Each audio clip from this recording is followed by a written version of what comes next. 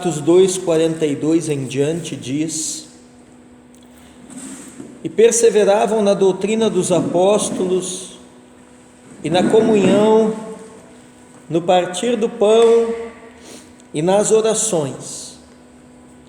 Em cada alma havia temor, e muitos prodígios e sinais eram feitos por meio dos apóstolos. Todos os que criam estavam juntos e tinham tudo em comum. Vendiam as suas propriedades e bens, distribuindo o produto entre todos à medida que alguém tinha necessidade. Diariamente perseveravam unânimes no templo, partiam pão de casa em casa e tomavam as suas refeições com alegria e singeleza de coração, louvando a Deus e contando com a simpatia de todo o povo. Enquanto isso, o Senhor lhes acrescentava dia a dia os que iam sendo salvos. Amém? Amém. Agora, vá um pouco mais para frente na sua Bíblia, Atos 4:32 em diante. Aleluia, é um outro texto base para essa série de ministrações que nós estamos vendo, né? Introdução a Didaquê. Atos 4:32 em diante. Da multidão dos que creram era um o coração e a alma. Ninguém considerava exclusivamente sua nenhuma das coisas que possuía. Tudo, porém, lhes era comum. Com grande poder os apóstolos davam testemunho da ressurreição do Senhor Jesus, e em todos eles havia abundante graça. Não havia nenhum necessitado entre eles, porque os que possuíam terras ou casas, vendendo-as, traziam os valores correspondentes e os depositavam aos pés dos apóstolos. Então se distribuía a cada um conforme a sua necessidade. Amém? Amém. Hoje nós vamos continuar a nossa caminhada de introdução ao Didaquê. Nós estamos na 7ª parte, né, dessa ministração. Didaquê, esse catecismo, né, esse manual de doutrina, essa confissão de fé que os nossos irmãos no primeiro século da era cristã escreveram e seguiam, né? Fundamentada em toda a Escritura, né? Principalmente no Novo Testamento, que nessa época já estava completo, né? Circulando entre as igrejas. Apesar da Didaquê ser chamado de instrução dos 12 apóstolos, mas nós sabemos que não foram os 12 apóstolos quem escreveu, né, o Didaquê, mas ele é resultado de escritos, de ensinos, de orientações, de instruções de vários líderes da igreja no primeiro século. E é interessante que nós nos colocamos a meditar nos ensinos que tem aqui na Didaquê, e nós vamos vendo, né, irmãos, irmãs, o quanto esses ensinos são práticos, são importantes, são atuais, irmã Sueli, para nós ainda nos dias de hoje, né? Um dos grandes segredos da igreja primitiva, além da oração, da comunhão, do partir do pão, né, da perseverança, estava na sua praticidade. Os irmãos lá no primeiro século, eles recebiam e imediatamente se colocavam a pôr em prática aquilo que recebiam nas igrejas, aquilo que recebiam da palavra de Deus através da ministração dos seus líderes. E hoje nós vamos caminhar numa parte muito importante aqui da Didaquê, que são as exigências do amor ao próximo. Amém? Amém. Eu achei muito interessante esse título, né? Exigências do amor ao próximo. Veja que a igreja no primeiro século, ela não entendia o amor ao próximo como algo que é uma sugestão ou uma opção, mas sim como uma exigência, como algo que eu devo no Senhor ao meu irmão, à minha irmã. E quando nós pensamos, né, no amor ao próximo, nesse prisma, nesse ângulo, nessa perspectiva, você começa a perceber que a coisa assume, né, Sheila, uma outra conotação, né? A coisa assume, né, Edson, um outro viés. Então, mesmo que eu não vá muito, né, com a cara do próximo, não concorde muito com as ideias do próximo, ou esse próximo tenha feito uma coisa para mim ou eu para ele, né? Se nós estamos em Cristo, amá-lo, amá-la, é uma coisa que eu devo não só a ele ou a ela, mas devo a Cristo. Amém? Muitas vezes nós exigimos que Deus manifeste o seu amor a cada um de nós, não é verdade? Quantas vezes você orou, principalmente em situações de dificuldade, de aperto, perguntando a Deus aonde estava o amor dele por você, porque afinal de contas, será que se Deus te ama, me ama, nós estaríamos passando isso ou aquilo, né?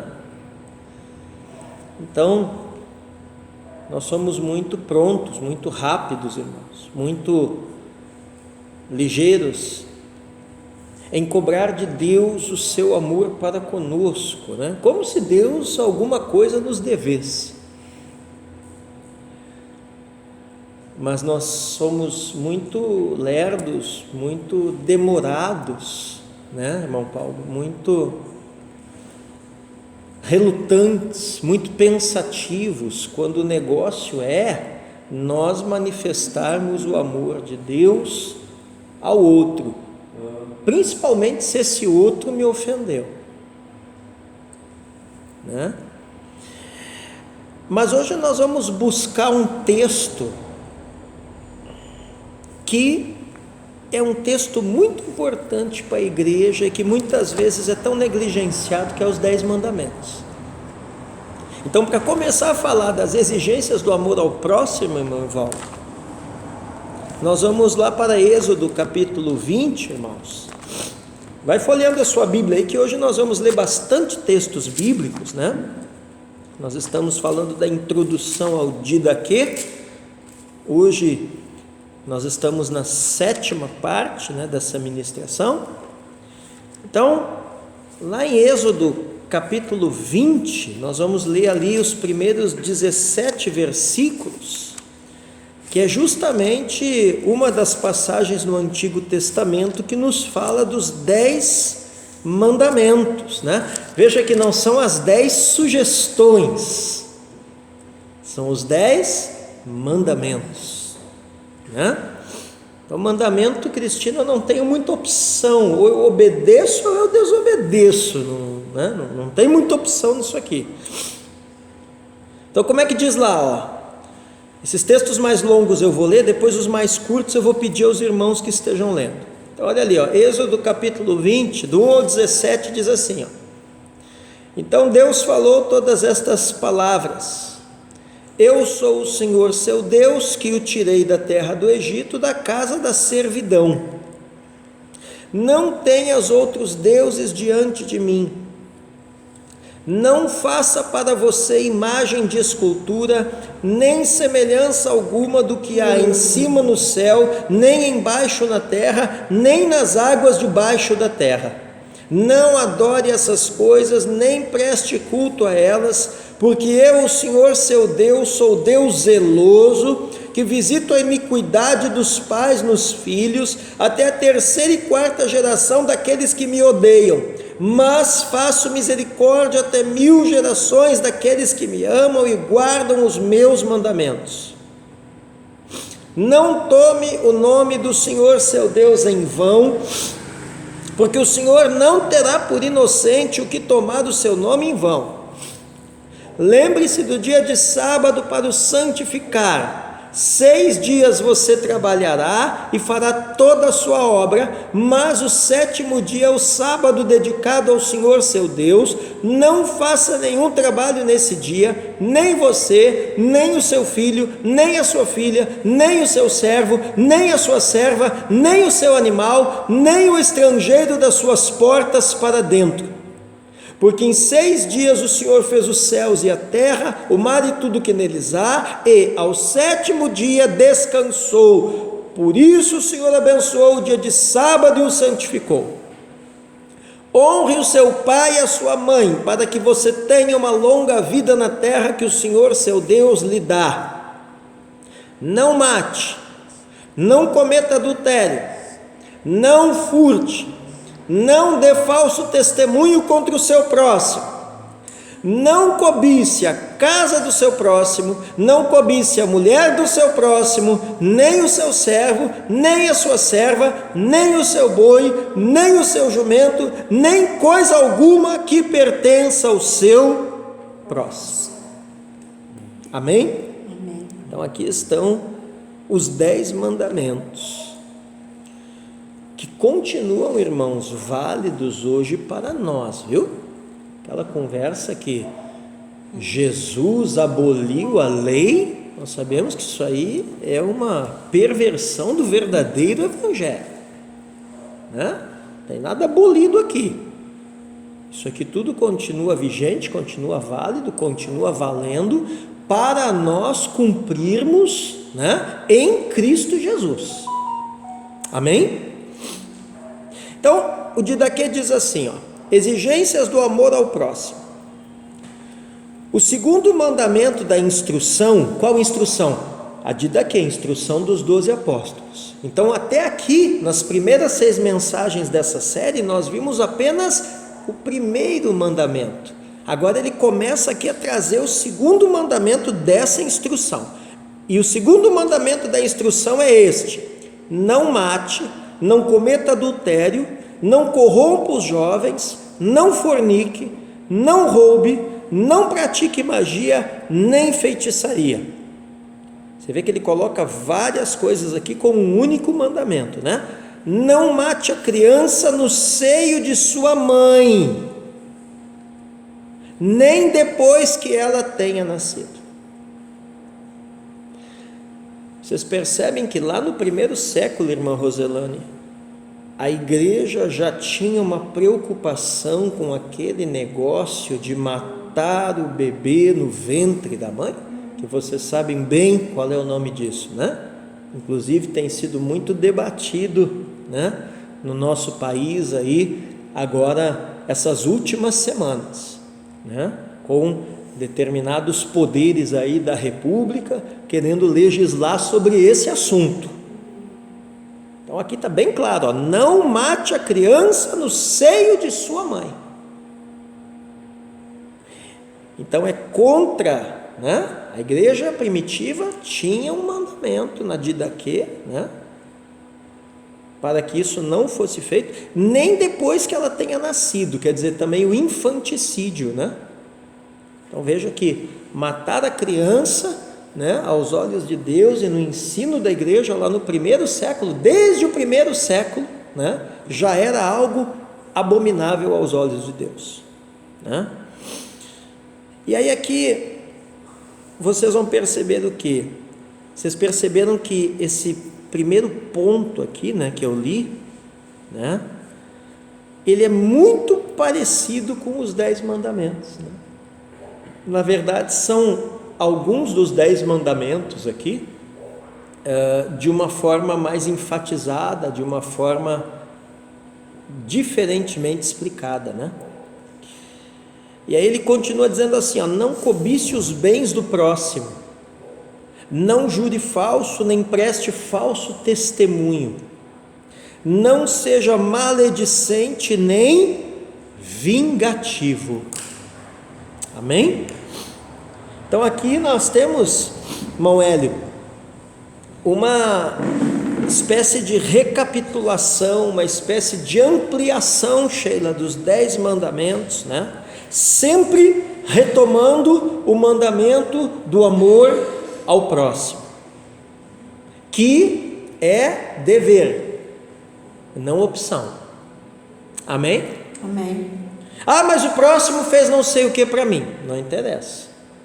É dever amá-lo, não é opção, né? O relacionamento entre as pessoas é enfocado a partir da integridade e veracidade em relação aos outros. As diversas regras podem ser resumidas em 3 grandes princípios: respeito à vida, respeito aos bens e respeito à fama do próximo. Então aqui nós vimos primeiro ponto, né?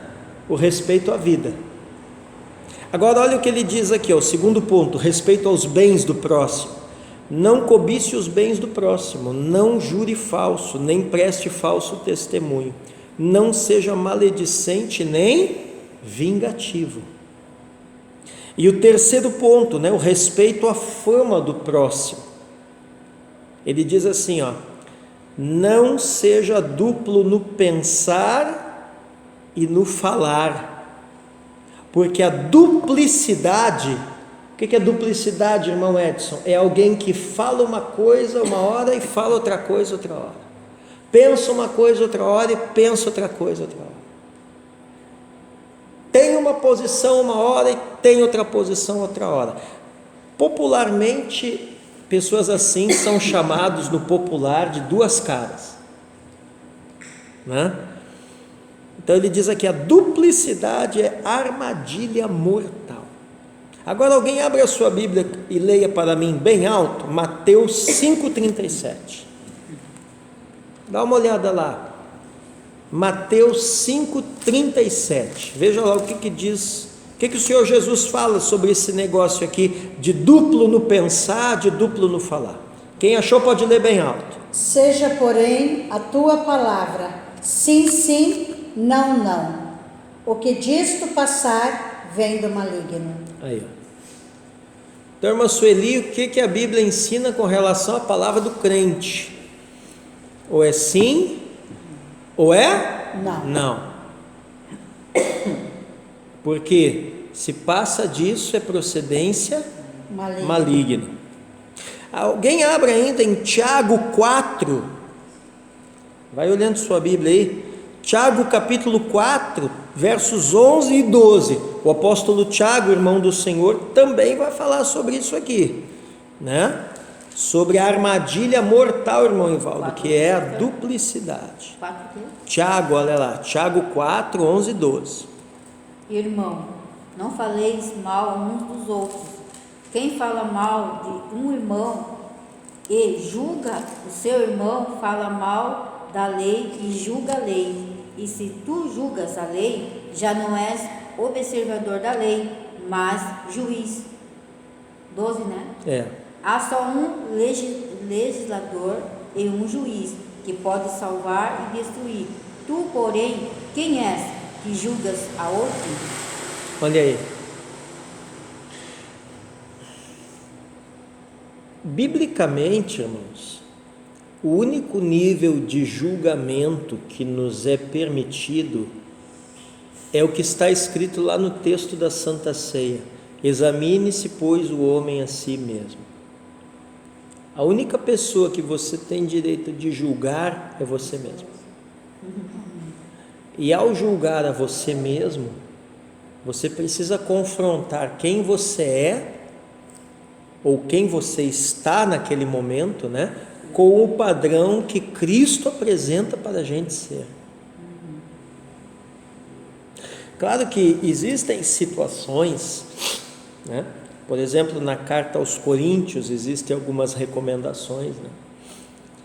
Quando alguém em meio à igreja, né, pratica determinado pecado, né, e após ser exortado ainda é perseverante naquele mesmo pecado, né, aí sim a Escritura exorta, né, a igreja, né, a tomar uma atitude com relação a essa situação, né? E aí tem vários níveis de exortação ali, e o último nível é aquele que, se ainda assim não te ouvir, considera o publicano e pecador, né? Que é o nível de uma exclusão do ministério.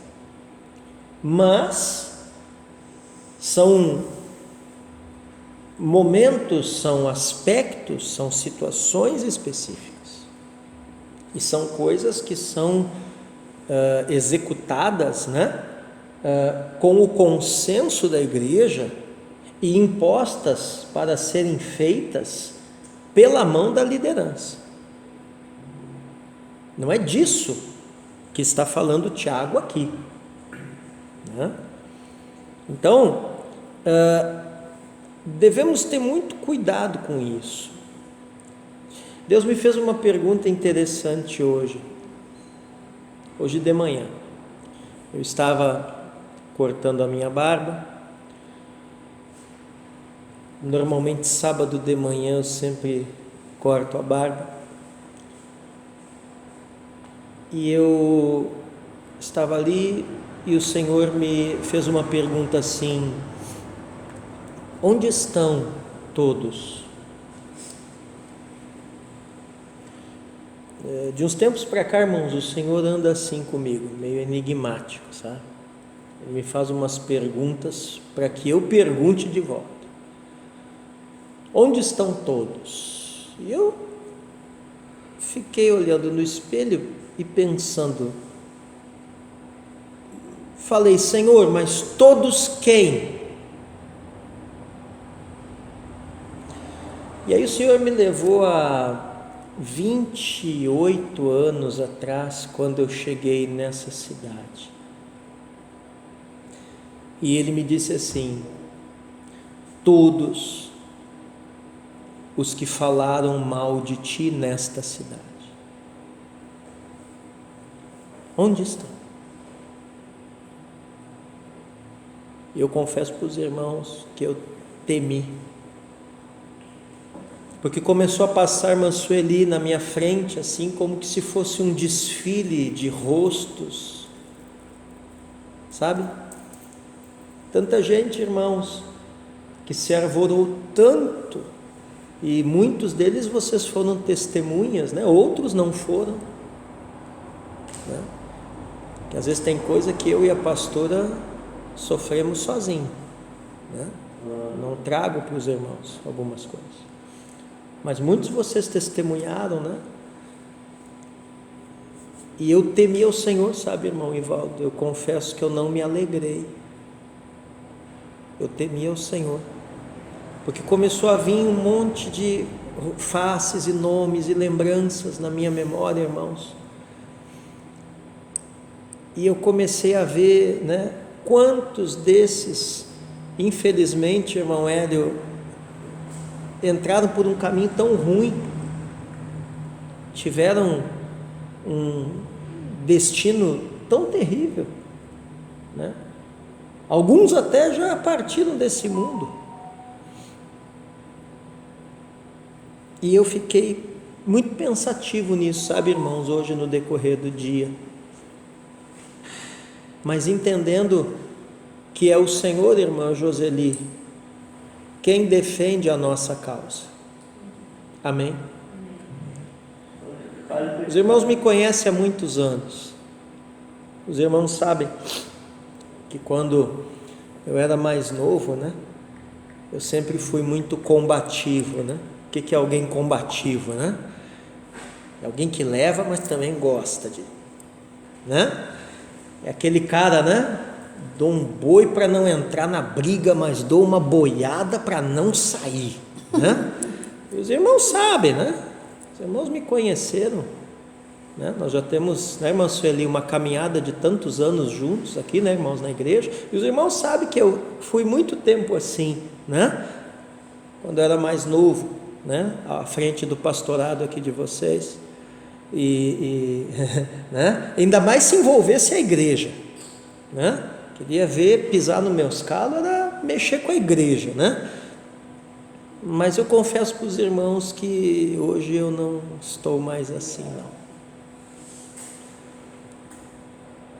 Porque eu percebi que, por mais que eu fique indignado com algumas situações, ou vocês fiquem, ou a gente queira defender a igreja, irmãos, a grande verdade é que a igreja é de Deus, e Deus não precisa de nenhum de nós para se defender.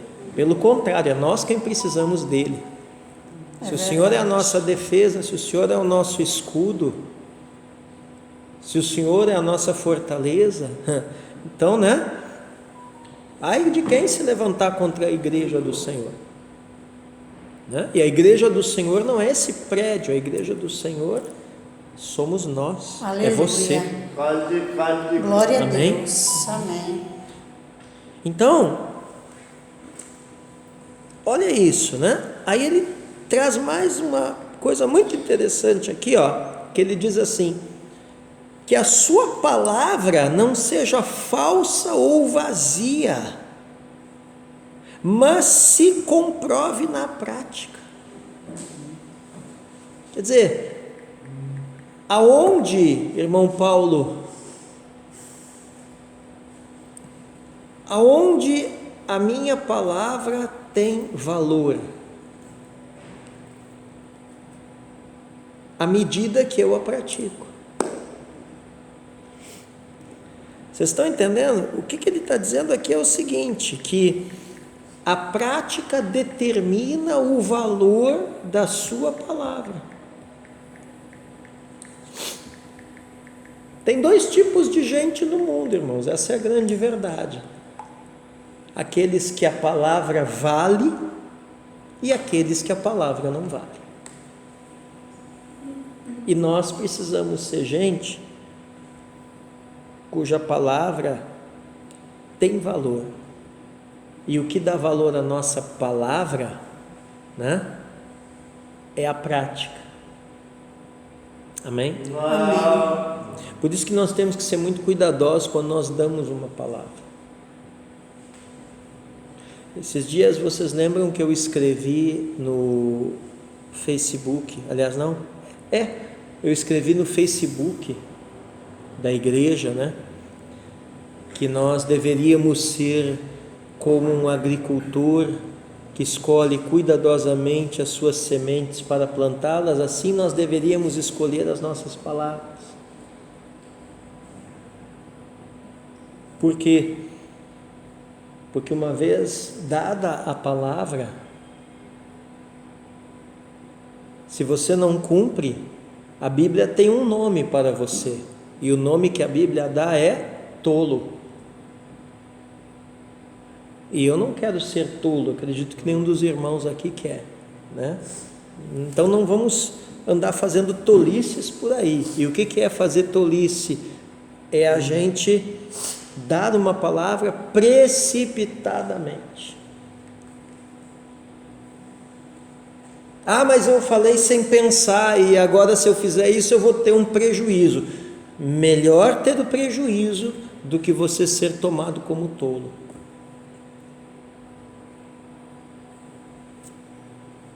Então, um sinal que você está amadurecendo na fé, viu?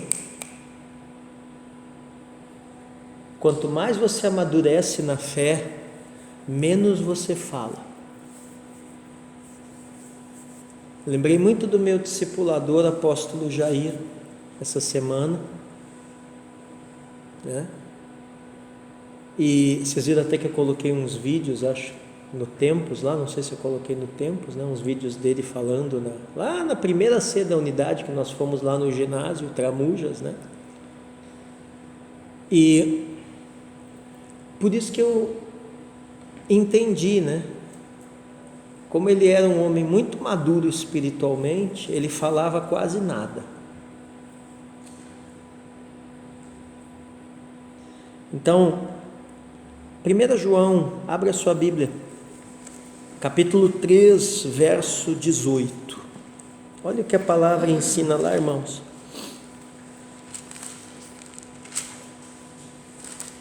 1 João 3, 18.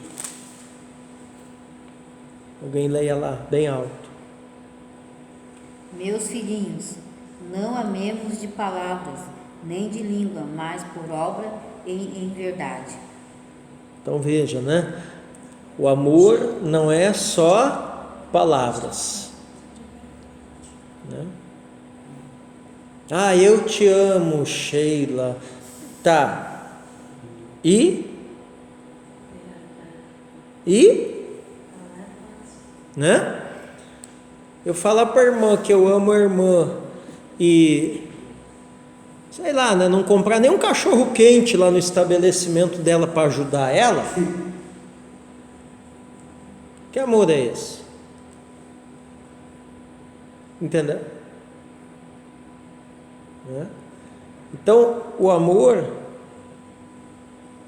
ele pressupõe atitudes. Amém? Amém. Várias vezes durante a semana eu falo para a pastora Doni que eu a amo. É verdade. Ela não gosta muito, às vezes, porque ela diz que eu sou muito melado. Mas o problema é dela, né? Quem mandou casar comigo, né? Agora, se eu ficar falando para ela que eu a amo, mas não botar comida na mesa, meu. Vixe. Aí O bicho pega. Ó, eu te amo, mas se tu quer comer, tu vai trabalhar, te vira. Peraí. Ah, mas o senhor é contra a mulher trabalhar? Não, eu acho até que é bom a mulher trabalhar, viu? Eu acho que é bom. Eu acho que às vezes determinados tipos de mulher, me desculpe, irmãs, não quer dizer que é vocês, tá? De um modo geral. Às vezes eu acho que determinados tipos, ficar muito paradinho em casa não é bom, não. E não é só mulher, homem também, né? Tem homem que às vezes muito paradinho, né, irmão Ivaldo? Né? Então, melhor coisa para botar a cabeça do homem no lugar é uma enxada na mão. Como diz a Cris, produzir. Produzir, né? Então, o que acontece aqui? Se eu amo, irmã Sueli, eu tenho uma atitude. Amém? Amém. Peguei meu carro sábado, fui lá em Matinhos, lá ver meu filho, que estava com pressão alta. Já que já se viu um negócio desse, né? Um cara com 28 anos com pressão alta. Mas enfim, né? Por que eu fiz isso, né? Porque eu o amo, né? E filho é assim, né? Para testar a vida da gente. Quem aqui tem filho sabe, né? Às vezes é meio difícil amar. Porque parece que tudo que você falou para o bichinho fazer de um jeito, ele faz de outro. E aí dá uma vontade de não amar mais. Mas é só vontade. E isso dura 5 minutos, irmãos. Porque 5 minutos depois, se você não der lugar ao diabo ali, isso já passou. Amém? Exatamente. E o melhor remédio para filho desobediente, sabe qual é? É outro filho. Como assim, pastor? O dia que o filho tiver um filho. Aí Deus usa o neto para tratar. Entendeu? Deus usa os seus netos para tratar seus filhos. Ah, está amaldiçoando meus netos. Não, irmão, não é maldição, é uma conclusão óbvia. O irmão Evaldo aí que é vô, cheio de netos, sabe do que eu estou falando, né? Aleluia. Entendeu? Então, o tratamento uma hora vem. Tiago 1, 6, 7 e 8. Vamos lá. Hoje tem bastante Tiago aqui, nós já estamos na reta final. Tiago 1, 6, 7 e 8. Vamos lá. Leia bem alto aí na Bíblia. Tiago 1, 6, 7 e 8. 6, 7, 8. Peça, porém, com fé, em nada duvidando, pois o que duvida é semelhante à onda do mar, impelida e agitada pelo vento. Não suponha esse homem que alcançará do Senhor alguma coisa. Homem de ânimo dobre, inconstante em todos os seus caminhos. Vocês vejam que até para a oração de petição é necessária uma prática. Qual é a prática? A prática da fé. Peça com fé. E a palavra diz: não podemos ser como um homem de ânimo dobre. O que é ânimo dobre? Que uma hora dobra para um lado, que uma hora dobra para o outro. Não sabe o que é. A Bíblia termina ali, Tiago, dizendo assim: inconstante em todos os seus caminhos. Vocês já viram gente inconstante? É gente que você não pode contar com ela, com ele, para nada. Por quê? Porque um dia está muito bem, outro dia está muito mal, um dia está muito crente, outro dia está... E assim vai o negócio, né? Então a Bíblia ensina: não sejamos homens e mulheres inconstantes, irmãos. Amém? Tiago 1 ainda, ó. Leia para mim o verso 22. Tornai-vos, pois, praticantes da palavra, e não somente ouvintes, enganando-vos a vós mesmos. Aí, ó. Agora leia o 25. Mas aquele que considera atentamente na lei perfeita, lei da liberdade, e nela persevera, não sendo ouvinte negligente, mas operoso praticante, esse será bem-aventurado no que realizar. Amém? Aí, ó. Quem é bem-aventurado naquilo que faz? Tiago diz: é aquele que é praticante. Amém? Amém. Praticante. E aí ele termina essa parte aqui da didaquê, né? Exigências do amor ao próximo. Ele termina dizendo assim, ó, quer ver? Não seja avarento, nem ladrão, nem fingido, nem malicioso, nem soberbo.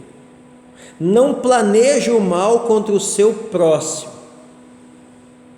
Abra Romanos 12, 17 ao 21. Olha o que o apóstolo São Paulo fala a respeito disso aqui. Romanos 12, 17 ao 21.